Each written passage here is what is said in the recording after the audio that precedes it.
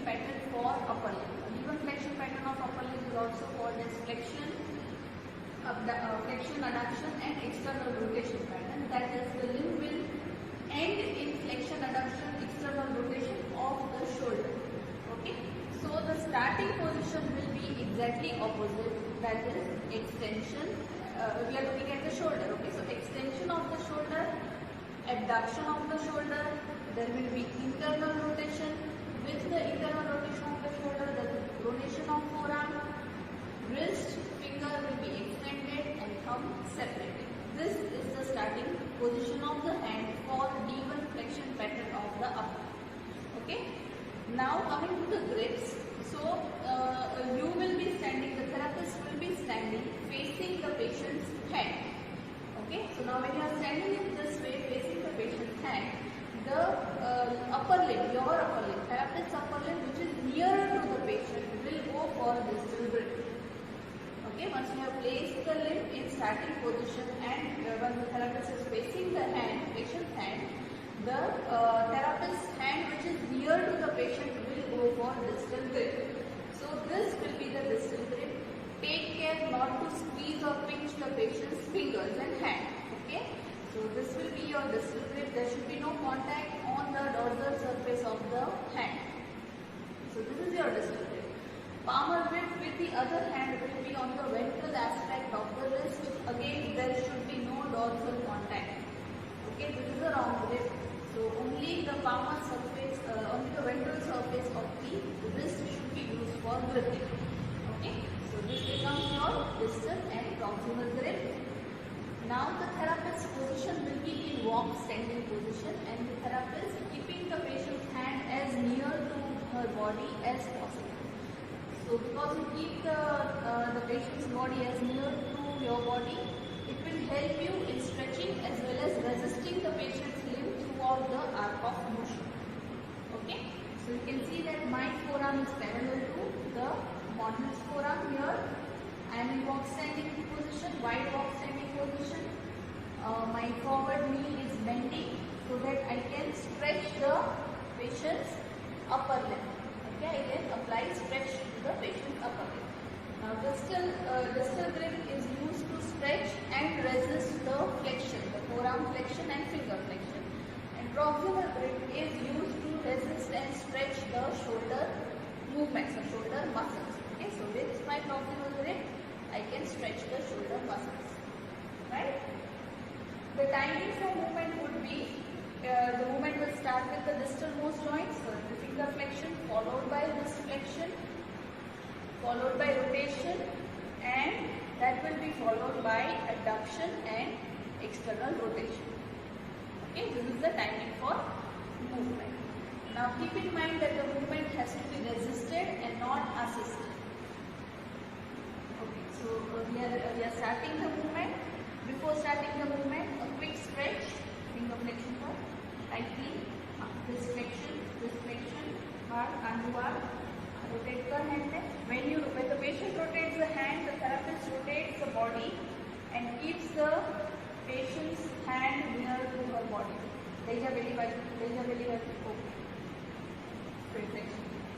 Right? So this is D1 flexion. The end position, remember, should not be this, it should not be this, it is across the nose. Okay, it is across the nose on the opposite side.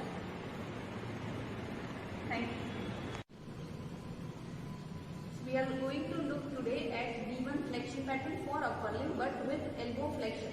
So when I say with elbow flexion, I mean that the end position will be with elbow flexion. Okay, so we will end the position D1 flexion, D1 flexion upper limb pattern with elbow flexion in this way. Okay, this will be the end position.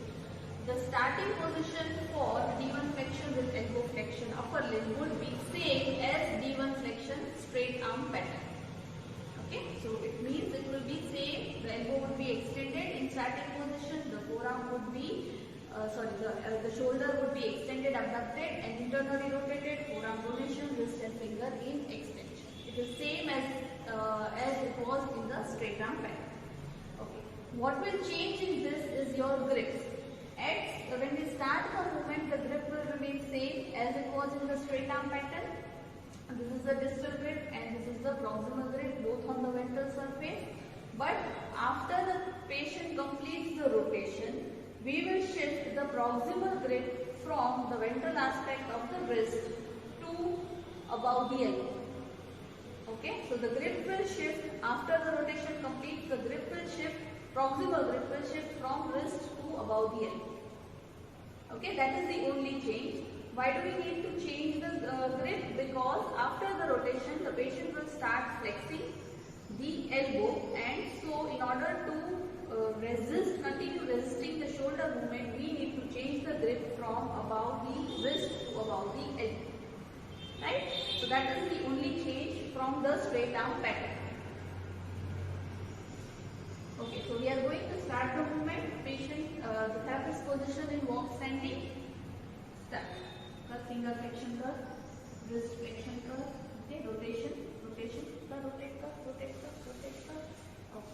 now elbow flex to the opposite side.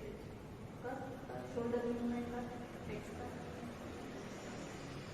Okay, now the important thing here is to resist the elbow flexion. Okay, so elbow flexion is being resisted using the distal grip. I am trying to lift the patient's elbow up while the patient is trying to move down. Okay, so this movement will provide resistance to the elbow flexion. Okay, thank you.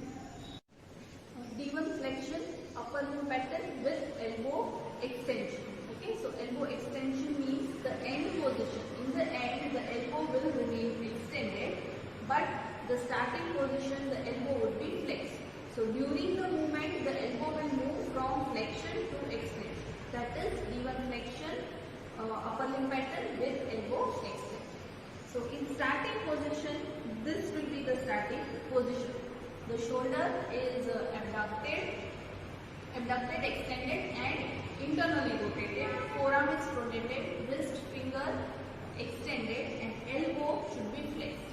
If you are not confident enough that the shoulder positions are correct, what you can do is you can keep the hand in the starting position of D1 flexion straight arm pattern. So this is the starting position for D1 flexion straight arm pattern. From this position, just flex the elbow.